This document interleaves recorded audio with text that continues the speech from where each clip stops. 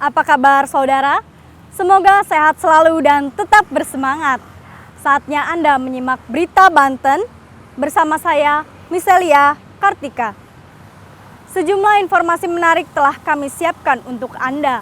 Berikut 3 berita utama hari ini. Merugikan konsumen, Polda Banten gerebek pembuatan oli palsu.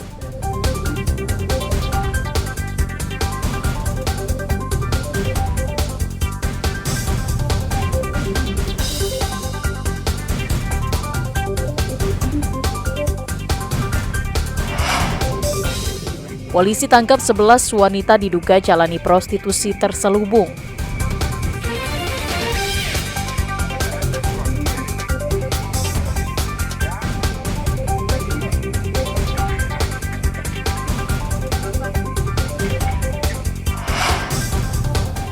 Ibu muda tega rekam asusila dengan anaknya.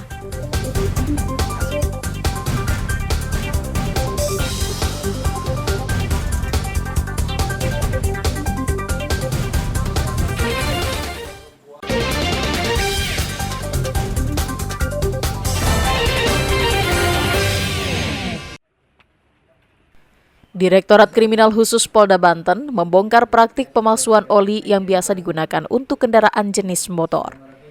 Polisi menggerebek tempat produksi oli palsu ini di Balaraja, Kabupaten Tangerang. Praktik pemalsuan oli yang menggunakan merek ternama ini sudah dilakukan oleh pelaku sejak tahun 2022 lalu.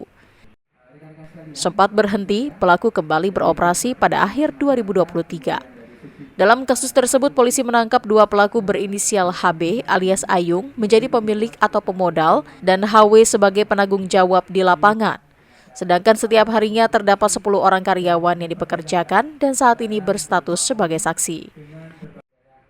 Dalam sehari, para pelaku bisa memproduksi oli palsu sebanyak 10 drum atau jika dikemas bisa menjadi 2.400 botol senilai Rp57 juta. Modus yang digunakan oleh para pelaku dengan membeli bahan baku oli dari salah satu perusahaan, kemudian mencampur dengan pewarna. Pelaku juga membuat kemasan sendiri sesuai dengan merek oli yang diinginkan. Oli palsu yang diproduksi kemudian dipasarkan di wilayah Banten, Jawa Barat hingga Kalimantan. Selama 3 bulan terakhir, omsetnya didapat mencapai Rp5,2 miliar. Tersangka memang sebelumnya dari 2 tersangka yang kita amankan, 1 orang ini memang dari tahun 2023 dari hasil pemeriksaan itu sudah melakukan kegiatan yang sama dengan melakukan produksi oli. Tapi sempat terhenti di 2024 awal di bulan April sesuai hasil pemeriksaan para tersangka. Jadi setelah ketemu dengan tersangka HW, mereka akhirnya bekerja sama dan mendapatkan modal baru dan melakukan produksi atau usaha produksi oli kembali. Sementara itu, pihak kuasa hukum dari PT Astra Honda Motor menjelaskan efek samping apabila menggunakan oli palsu bisa mengakibatkan kerusakan pada mesin jika digunakan dalam waktu lama.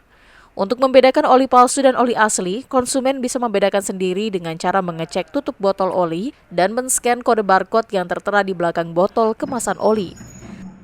Jika oli yang asli ini, kita lihat itu dari hal pertama itu dari tutup botol. Tutup botol itu kalau yang asli itu dia firm, tidak bisa dibelok-belokkan ya. Kalau yang palsu itu cenderung bisa dibelok-belokkan. Kemudian yang tidak rapat, betul. Kalau yang asli itu rapat, kalau yang palsu itu cenderung dia tidak rapat. Kemudian yang paling gampang, bisa teman-teman ketahui semua, di belakang botol ini ada label barcode. Ya. Label barcode ini bisa teman-teman semua scan melalui handphone. Dan kalau teman-teman semua scan melalui handphone, itu akan masuk ke website yang resmi daripada produk kami adalah ahm.to. Akibat perbuatannya, pelaku akan dijerat dengan pasal berlapis dengan ancaman di atas 5 tahun penjara. Ariel Maranus dan Rico Alfredo melaporkan dari Kota Serang. Jelang Hari Raya Idul Adha, penjual hewan kurban seperti domba, sapi, dan kerbau di Kabupaten Lebak mulai meningkat. Seperti yang dialami salah satu pedagang hewan kurban yang berada di Kampung Ciberem, Kecamatan Kalanganyar, Kabupaten Lebak. Dalam beberapa hari terakhir, penjualan hewan kurban seperti domba, sapi, dan kerbau mengalami peningkatan hingga 30%. Untuk harga hewan kurban seperti kerbau dan sapi, pedagang mematok harga dari kisaran 18 juta sampai 35 juta. Sedangkan domba pada kisaran harga 2.500.000 sampai 5 juta tergantung ukuran. Para pedagang juga menjamin jika hewan yang mereka jual sudah memenuhi syarat untuk dijadikan hewan kurban, mulai dari segi umur maupun kondisi kesehatan. Para pembeli biasanya datang langsung ke tempat tersebut untuk melakukan transaksi pembelian. Setelah itu akan menitipkan hewan yang telah dibelinya dan akan diantar pada H-1 hari raya. Sapi dari 30 sampai 20 sampai 18 juta. Kalau kerbau? Sama. Oke. Kalau kambing?